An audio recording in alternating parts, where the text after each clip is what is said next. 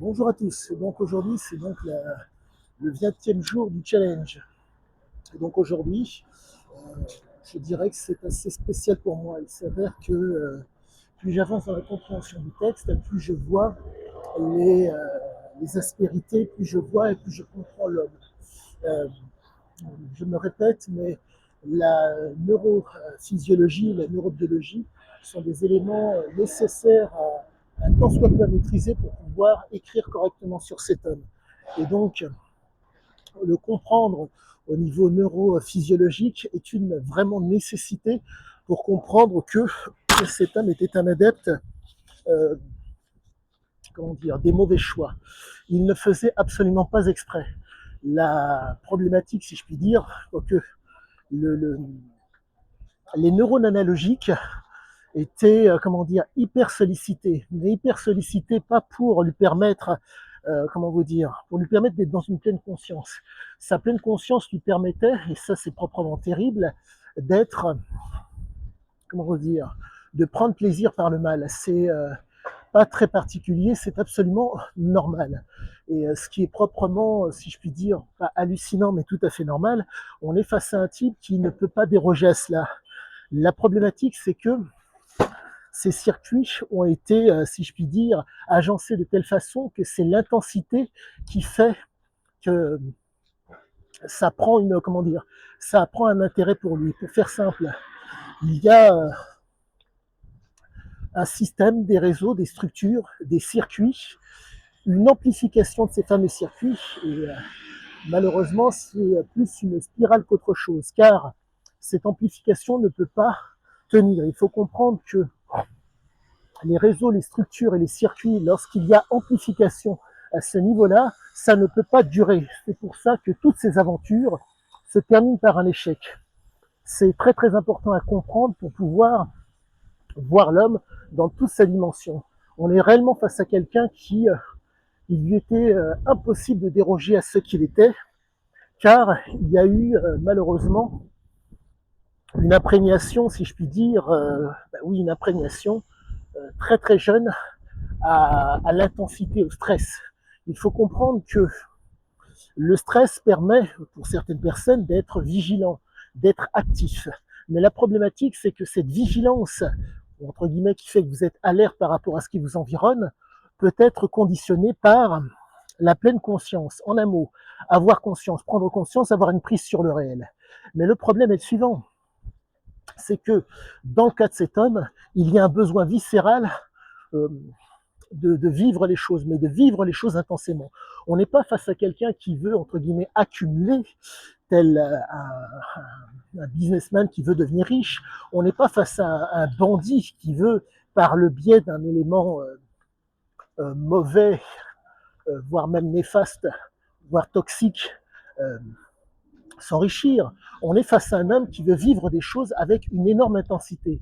Cette énorme intensité fait toute la différence pour comprendre cet homme. Et c'est proprement génial parce que le texte, les textes corroborent ce qu'il dit. La prise de substance, les comportements dits à risque, les situations entre guillemets, même pas entre guillemets, ou parfois qui peuvent être dangereuses s'il n'y a pas entre guillemets, s'il n'y a pas euh, un élément pour supporter, pour soulager, voire pour, excusez-moi, soulager, supporter et et soutenir. On est réellement face à un homme qui est un adepte des antalgiques, qui est un adepte des stimulants, pour pouvoir supporter ce qui nous fait face. Je vous parle d'un homme qui, entre guillemets, même pas entre guillemets, très souvent, ne maîtrise pas le sujet, mais donne le change. La fameuse mauvaise foi pour se projeter, la bonne foi aussi pour se projeter. Donc c'est proprement, comment vous dire, c'est intense. Et si ce n'est pas fait en étant dans une situation hors la loi, ça ne l'intéresse pas. Si ce n'est pas fait avec une base, comment dire, d'interdit, ça l'intéresse très peu. Et vous vous retrouvez avec cet homme qui ne peut pas faire autrement que d'être dans l'intensité. C'est réellement déjà neurophysiologique et malheureusement, c'est une répercussion sur le physiologique qui fait que s'il n'a pas la substance, il peut ne pas être bien. C'est un, comment vous dire, c'est un adepte de la noradrénaline, plus certains diraient l'adrénaline. Mais il faut comprendre cette chose, Euh, c'est absolument normal. Et c'est proprement terrible parce que euh, il lui est impossible, je pèse mes mots, il lui est impossible de pouvoir changer son comportement. C'est, comment vous dire, en restant sur place, il s'amoindrit, il se pourrit. Il pourrait, entre guillemets, devoir être dans le sérieux pour pouvoir faire les choses, je dirais, correctement. Mais ce n'est pas possible. Il lui est impossible de faire les choses en étant dans le sérieux. Il faut comprendre que si la mauvaise foi permet d'être bien, il utilisera la mauvaise foi. Si la bonne foi lui permet d'être bien, il utilisera la bonne foi. Mais comprenez que c'est fonction de l'intensité. Intensité à maintenir pour pouvoir être dans la vigilance, pour pouvoir être un tant soit peu bien. Si le mal est une nécessité, le mal est une nécessité pour qu'il se sente bien. Il ne peut pas faire autrement. Et malheureusement, arrive un moment donné où il ne doit pas faire autrement. Comprenez qu'il y a le fait de faire les choses, le fait de devoir faire et devoir. Ça a l'air anodin, mais pour que ça soit d'autant plus visible. Il y a des choses, il y a des lieux où vous devez être pour faire les choses. Et vous devez faire un certain type de choses pour obtenir ce que vous souhaitez. Et à un moment donné, il se doit, vous devez d'avoir, si je puis dire, l'attitude, le comportement adéquat pour faire la différence. Et là, c'est proprement hallucinant. On est vraiment face à quelqu'un qui sait,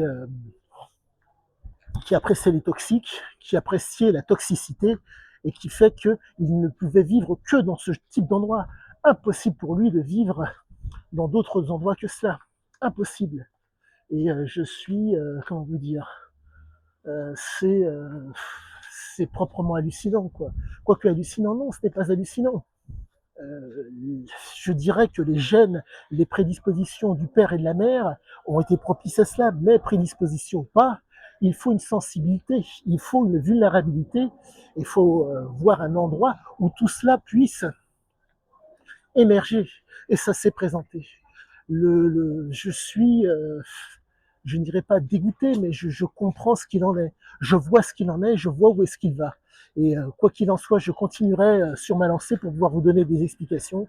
Mais sachez-le, tout se tient, tout est absolument logique et il n'y a absolument rien d'extraordinaire. C'est juste un homme qui a été dans la pleine conscience, a utilisé, si je puis dire, les éléments euh, entre guillemets de l'époque, que sont la drogue, que sont les situations du tarif, que sont les opportunités qui se présentaient à lui, pour pouvoir être dans le plaisir. Mais un plaisir malheureusement qui avait pour base l'intoxication et la toxicité. Quoi qu'il en soit, à tous, excellente fin de journée et à bientôt pour la suite.